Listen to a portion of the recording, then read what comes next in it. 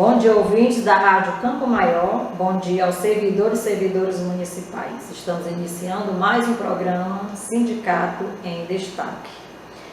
Bom dia, Pedro Ivo, responsável pela mídia do Sindicec, que estará daqui a pouco publicando nas nossas plataformas digitais esse programa. Bom dia a você, Bandeira, que é responsável pela técnica.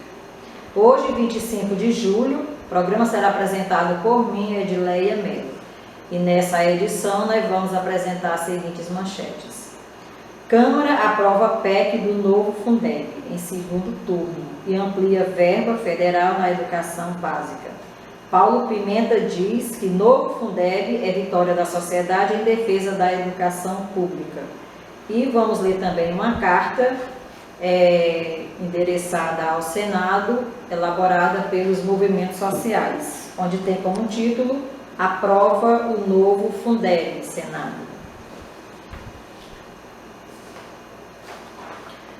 Uma andorinha só não faz verão, mas pode acordar um bando inteiro.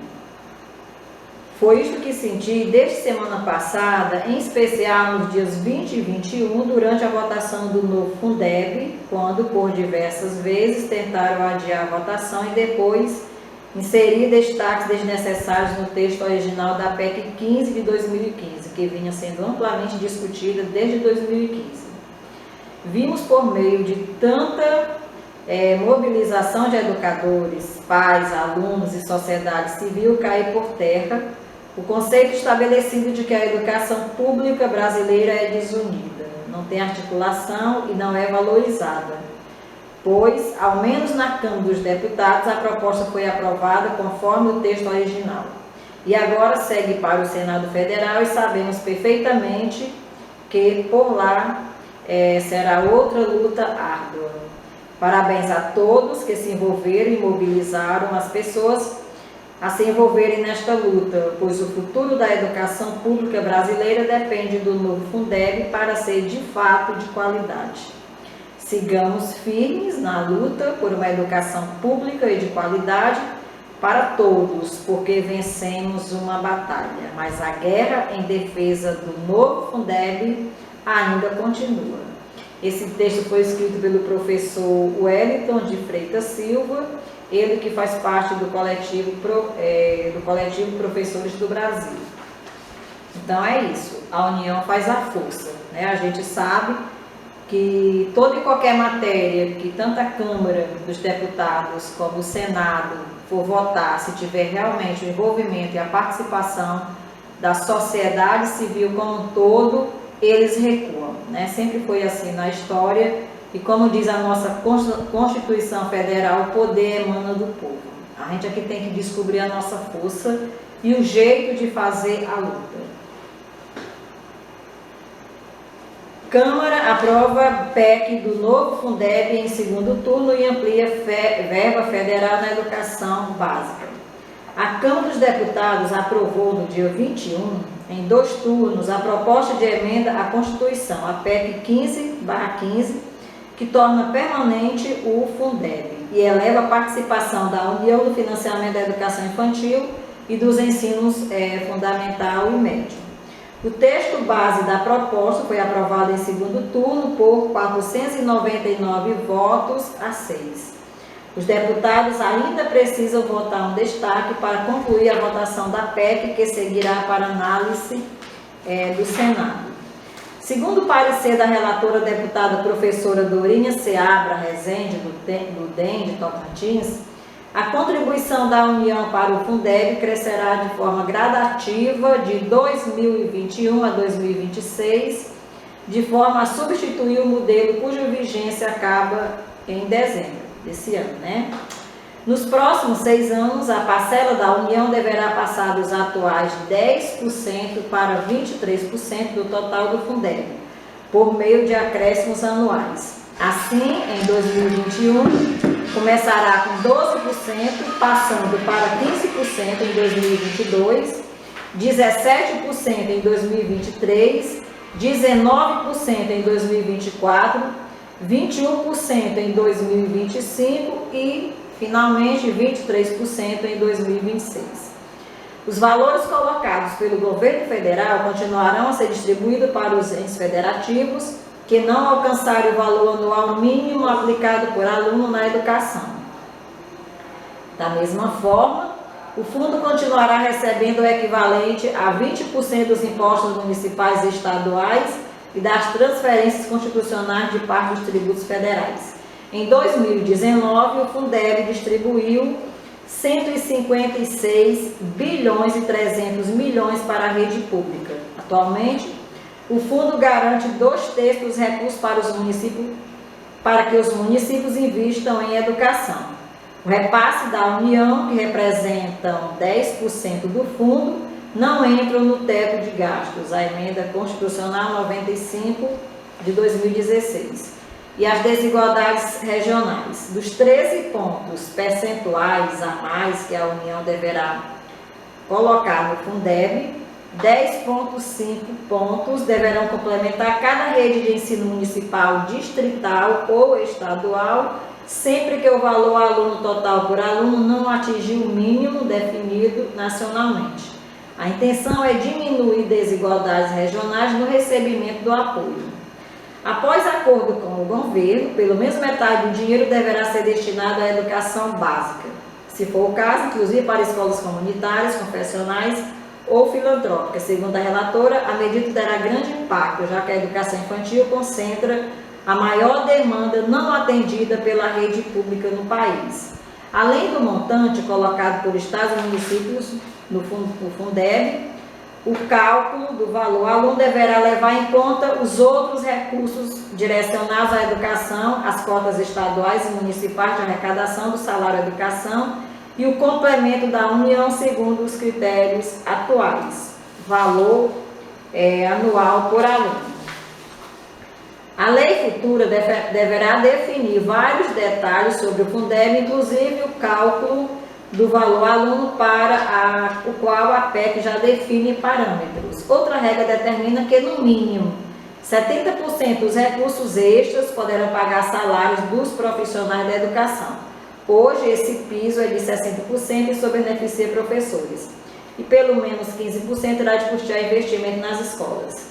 Ainda em relação aos professores, uma lei específica definirá o piso salarial nacional para a educação pública brasileira.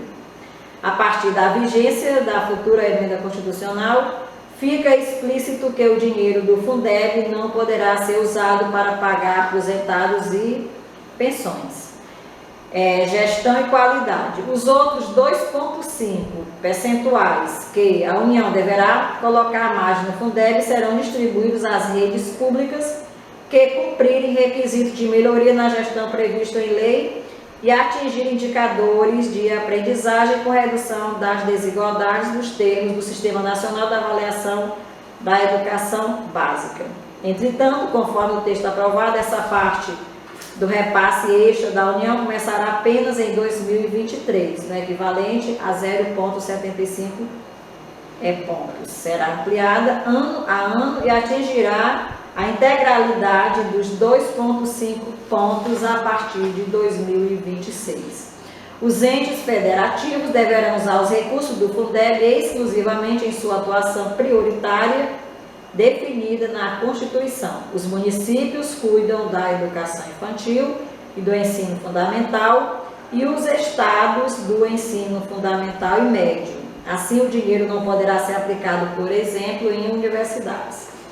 Para cumprirem o montante mínimo de 25% dos impostos investidos anualmente em educação, também conforme a Constituição, estados e municípios poderão contar somente com 30% do total repassado pela União.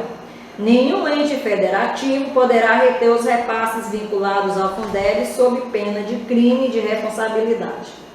Em relação aos tributos de estados e municípios que compõem os fundos, as fontes do Fundeb, foi aprovado o destaque apresentado por 9 partidos que alterou o parecer da deputada professora Dorina. Assim, continuam de fora os recursos oriundos da compreensão da União pela desoneração das exportações previstas na Lei Candir, a Lei Complementar 86./2096. A lei que regulamentará o novo Fundeb deverá levar em conta as metas do Plano Nacional de Educação, valor anual por aluno investido em cada etapa e modalidade, a transparência e o controle social dos fundos e o conteúdo e a periodicidade da avaliação dos indicadores de qualidade. Esse regulamento definirá ponderações relativas ao nível socioeconômico dos estudantes e a disponibilidade dos recursos vinculados à educação e o potencial de arrecadação de cada ente federativo.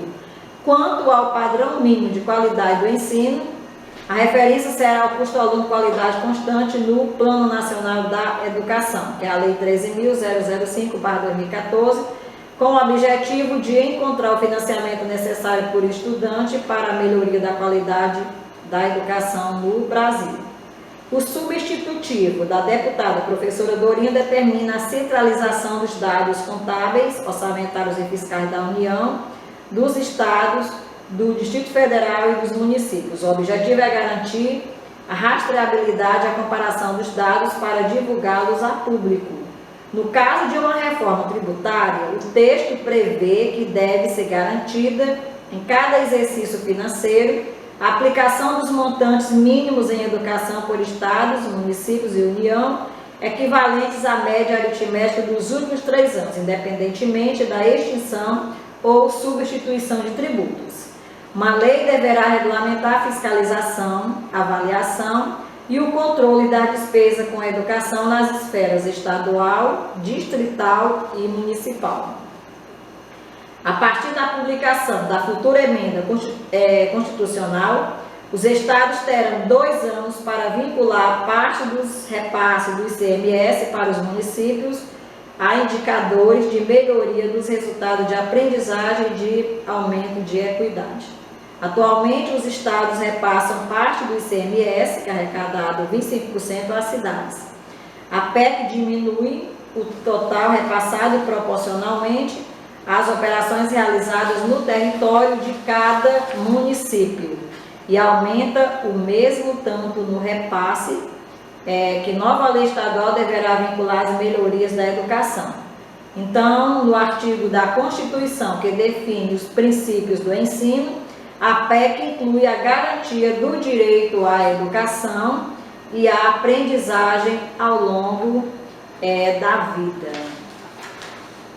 A primeira batalha foi vencida, agora segue ao Senado.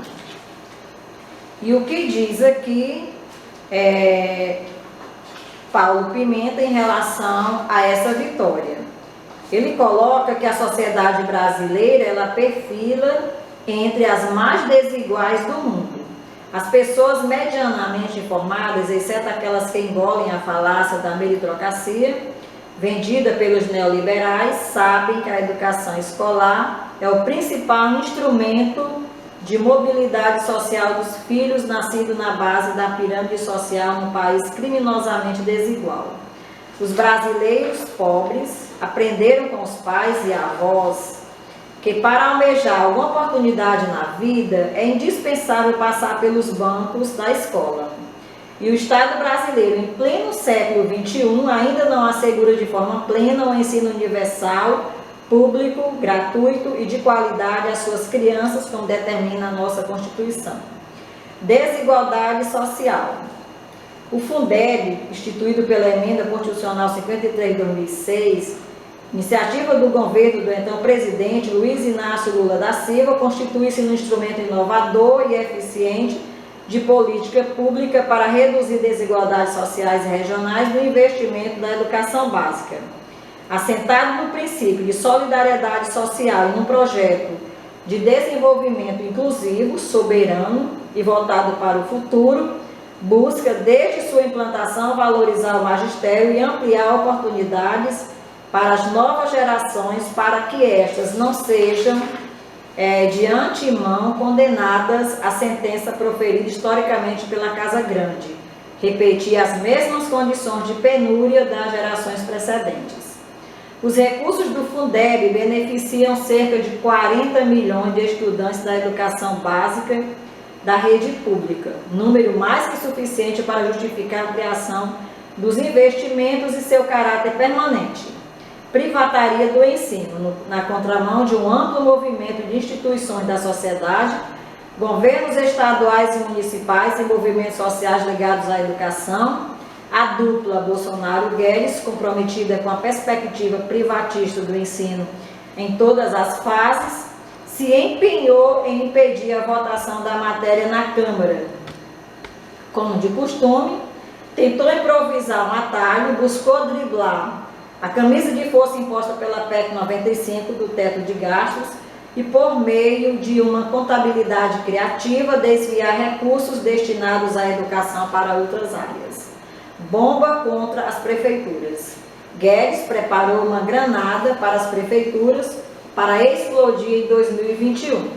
Sem Fundeb, cerca de 1.000 prefeituras não teriam como pagar seus professores.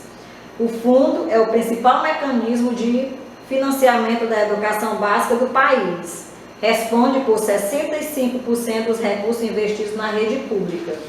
Mesmo num país que parece ter se despedido das mais elementares regras do bom senso, veio se consolidando uma opinião em defesa do Fundeb e do seu caráter permanente. Felizmente, esta visão se impôs frente à proposta de retrocessos apresentada por Bolsonaro e seu governo. Há um ano, os tribunais de contas de todo o país firmaram posição em defesa do Fundeb. Assinaram um documento público ao lado de associações representativas da área da educação, em que destacam o legado civilizatório que prioriza a educação como trajetória de emancipação humana e de desenvolvimento social e econômico, ou seja, entendem o papel indispensável da educação pública entre as políticas do combate às desigualdades. Resistência. Na última semana, o Conselho Nacional de Secretários de Educação veio a público, por meio de nota, afirmar: somente com o Fundeb aprovado como instrumento permanente de financiamento da educação pública é possível a superação da crise, a retomada dos investimentos e a busca pela equidade. Mais do que nunca, esse é o momento adequado para a aprovação do novo Fundeb. Sendo assim, o CONSED faz um apelo aos parlamentares que têm compromisso com mais de 40 milhões de alunos da rede pública e, consequentemente, com o futuro do país, para votarem a favor da PEC 15/2020. A ofensiva do governo contra a educação pública encontrou resistência mesmo entre os setores conservadores no parlamento e na sociedade. Sem dúvida, a Câmara dos Deputados faz história ao criar as condições para um futuro menos desigual para mais de 40 milhões de crianças e adolescentes que dependem dos recursos do Fundeb para sua formação básica. A vitória é da sociedade brasileira e de todos que lutam por uma educação pública e de qualidade para todos, em especial dos estudantes e profissionais da educação que estiveram na linha de frente de defesa luta, agora é no Senado. Paulo Pimenta é deputado federal do PT do Rio Grande do Sul. E por fim, tem uma carta ao Senado, cujo título é Aprova o Novo Senado, que foi elaborada pela Confederação dos Trabalhadores do Serviço Público Municipal, a Confetancut, entidade máxima representativa dos servidores públicos municipais em nível nacional, onde reúne 18 federações estaduais, 825 sindicatos e 1.300.000 de trabalhadores na base. Dirige-se aos senadores e às senadoras brasileiros para falar sobre a urgência da aprovação do novo Fundo de Manutenção de Desenvolvimento, Fundeb. Acreditamos que o Senado Federal precisa manter as garantias obtidas na Câmara dos Deputados durante a votação da PEC 15/2015, se possível aperfeiçoá-la, ou seja, a emenda do fundo deve fazer jus às conquistas alcançadas até esse momento. Agora, a PEC 26/2020, numeração da Casa Máxima do Congresso Nacional, deve, portanto, também ratificar esse instrumento, fundamental para o financiamento adequado da educação básica, pública, gratuita e de qualidade no país.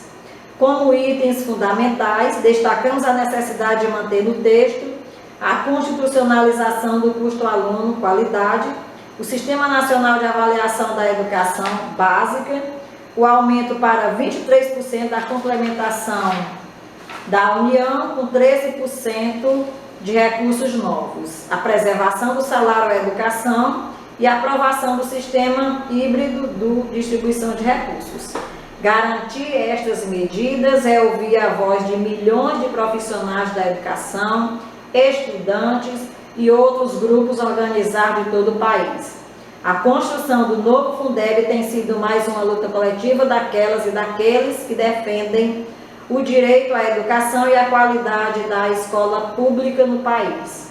O Brasil precisa romper com o histórico de desigualdade na educação e dar um passo significativo rumo ao financiamento adequado das escolas públicas, garantindo acesso, permanência e qualidade da educação, beneficiando assim milhões de estudantes na educação básica no Brasil. É importante também lembrar que para que tenhamos financiamento para a educação pública brasileira em 2021, o fundo precisa ser renovado urgentemente, tendo em vista que sua atual versão tem validade somente até 31 de dezembro desse ano. Ao mesmo tempo, estaremos atentos e contrários a eventuais manobras durante a votação. É preciso lembrar que o governo federal e o Partido Novo tentaram modificar o texto da PEC e impor retrocesso na reta final de discussão na Câmara. Felizmente, conseguimos impedir a desidratação na medida. Somos contra qualquer proposta que cause um desmonte do sistema da educação brasileiro, como o exemplo do chamado voucher. Dito tudo isto, pedimos aos nossos senadores e senadoras para que defendam a educação, aprovem o novo Fundeb e garantam que o direito ao ensino público e gratuito do nosso povo esteja preservado, em defesa da educação, contra o retrocesso, contra o arbítrio e contra a opressão. Permaneceremos na luta. Só para a gente destacar aqui os avanços do texto que foi aprovado, a gente tem aqui como principais pontos do novo Fundeb. Por exemplo, a complementação do governo federal para financiar a educação sobe de 10% para 23%. O projeto original da PEC 15/2015 previa 40%. Manobras governistas reduziram o índice. Os 23% serão alcançados de forma escalonada até 2026. O percentual dos recursos para pagar os profissionais do magistério sobe de 60% para 85%. Os 15% restante é para os gestores possam fazer os seus investimentos. Texto original da PEC permitia que até 100% poderiam ser usados com pessoal. Recursos não poderão ser usados em escolas privadas, como queria o governo Bolsonaro. Também não será permitido usar o dinheiro para pagar inativos, como defendia o governo. O inativo deve ser pago com as contribuições que fizeram ao longo da carreira. Concordo. A relatora deputada professora Dorinha do DEM, Tocantins, manteve o custo aluno qualidade como parâmetro para estabelecimento do padrão mínimo de qualidade do sistema educacional brasileiro. O governo Bolsonaro era contra tal dispositivo. Mais uma vez a gente lembra que a gente ganhou uma batalha, né? Mas que a guerra continua. E agora é no Senado.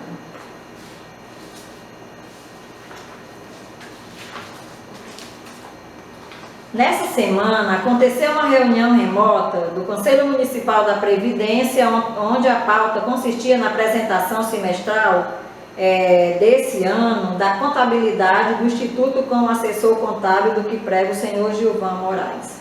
E também a apresentação semestral desse ano, né, até final de junho, sobre os investimentos com o gerente da Caixa Econômica, o senhor Flávio. Estava previsto também a apresentação da nova legislação da Previdência Municipal com a assessora previdenciária, senhora Eliane Brasileiro, mas ela não compareceu. Na apresentação contábil, que prévio conta com saldo positivo em torno de R$ 2.600.000 até 30 de junho desse ano. Os servidores públicos, através de seus representantes, ocupam 50% do assento do Conselho. Haja vista que esse Conselho é paritário. Sabemos que é uma responsabilidade enorme e que o acompanhamento dos servidores aos assuntos discutidos nessas reuniões, bem como as decisões são feitas, sempre com a assessoria do advogado do sindicato Dr. Valdeci Alves. Nós temos o zelo e o cuidado de tomarmos decisões com orientação do assessor jurídico do sindicato em todos os assuntos, mas principalmente nesse momento de reforma da Previdência.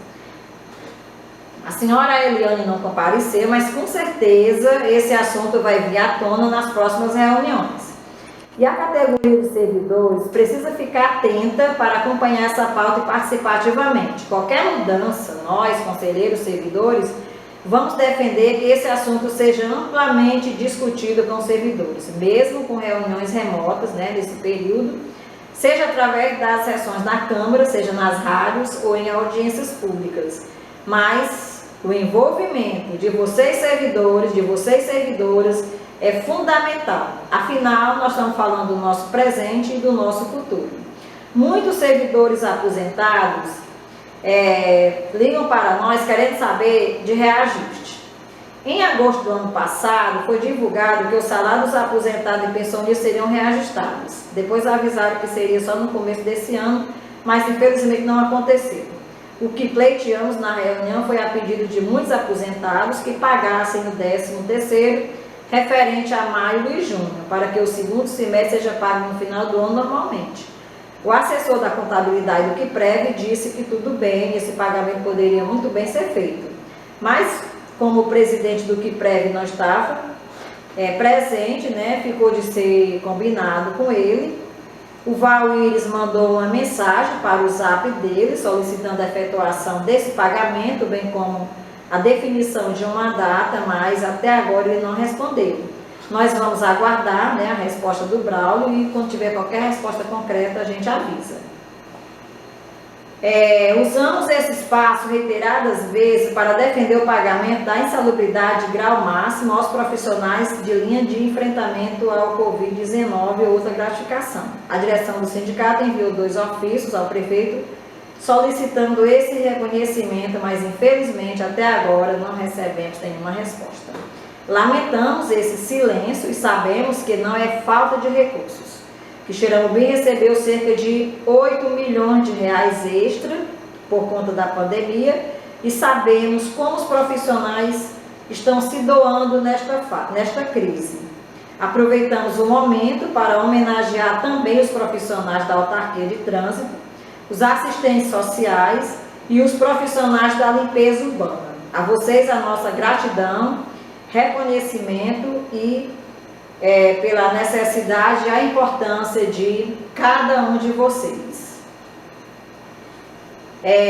Num dos programas anteriores, eu tinha colocado que, através do vereador Zé Wilson, ele tinha convidado o procurador do município, o doutor Júnior, para esclarecer em relação à questão dos precatórios,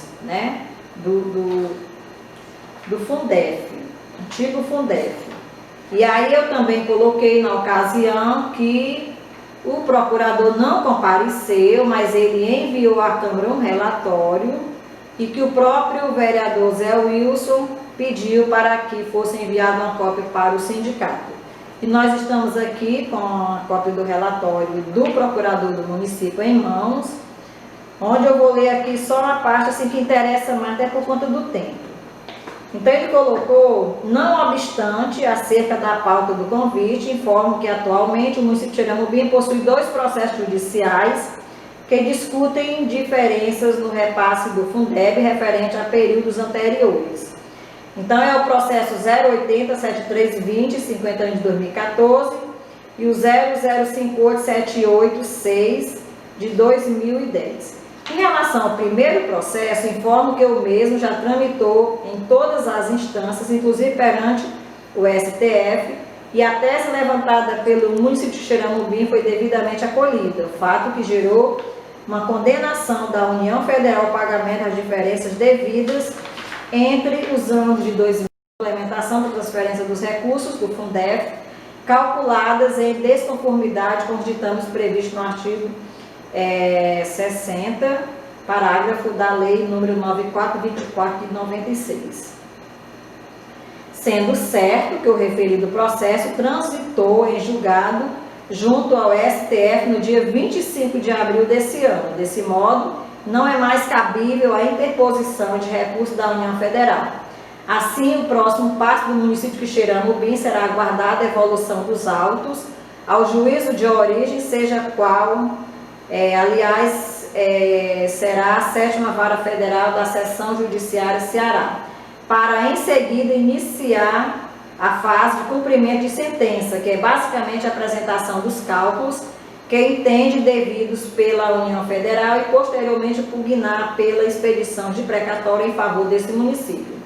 Friso ainda que no momento não é possível informar qual o valor devido em favor do município de Quixeramobim, tendo em vista que se faz necessária a realização de tal contábil. No entanto, com base em minha experiência profissional, acredito que ainda será necessário um período de 3 a 4 anos para que o município de Quixeramobim possa receber o precatório decorrente da referida ação.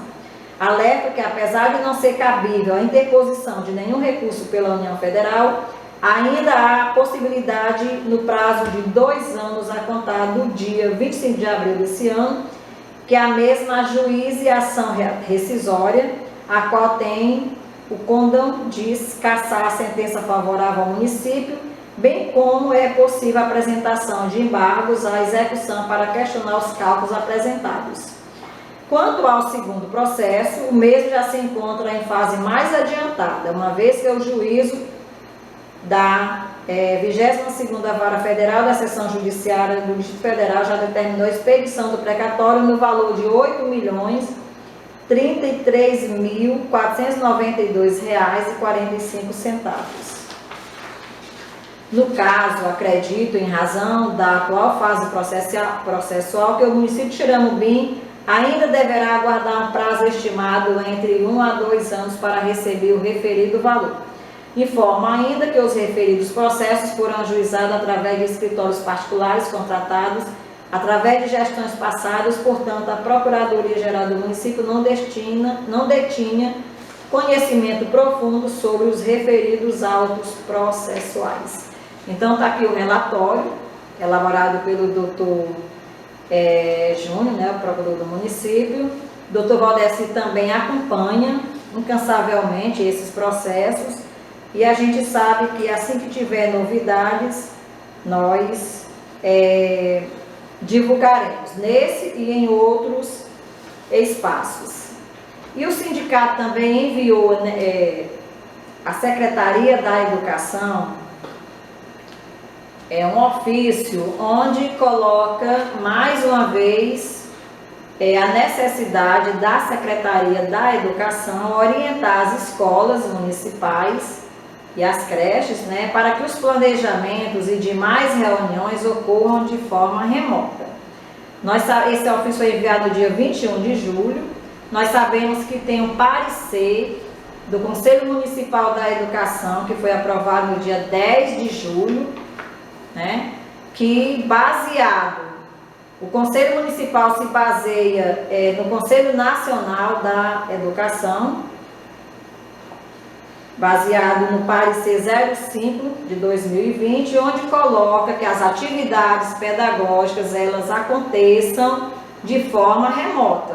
Nós sabemos que o município de Quixeramobim, que o Poder Executivo já publicou 3 decretos, agora no dia 20 e 21 desse mês, onde coloca a necessidade primordial do isolamento social. Os casos em Quixeramobim vem crescendo, infelizmente.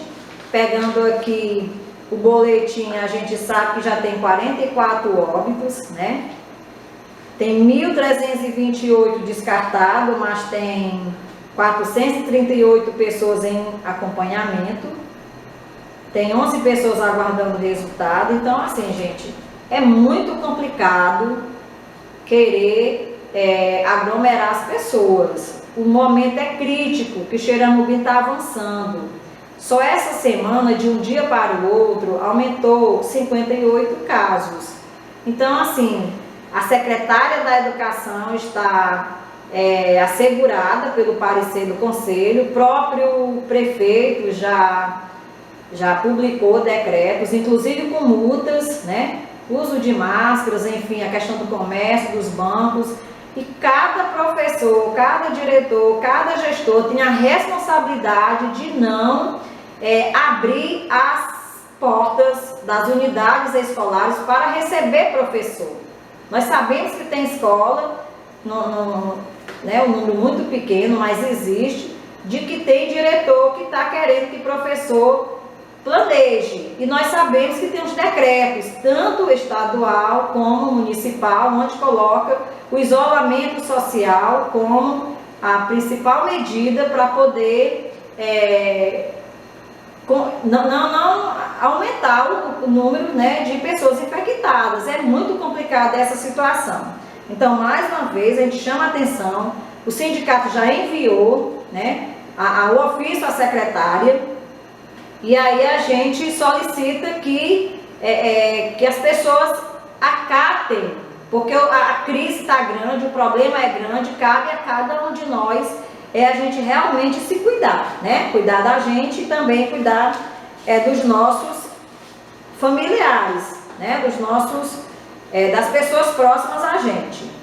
E para encerrar, a gente lembra que mesmo nesse período o sindicato está trabalhando, né, via WhatsApp. Você que precisa de uma guia médica, você que precisa tirar uma dúvida, precisa de um esclarecimento, nós temos o telefone, o zap 97233313 para você entrar em contato e tirar a sua dúvida, se quiser uma guia médica, fazer uma denúncia. Então o funcionamento é só através do zap, né, desse número 97233313. Exatamente, a gente está contribuindo para poder ver se essa crise ela reduz, né? Se ela acelera para poder passar e a gente voltar à nossa normalidade. E com essa recomendação a gente encerra mais um programa, desde já agradecendo a sua audiência e já convidando vocês para nos assistir no próximo sábado, se Deus quiser. Uma boa tarde.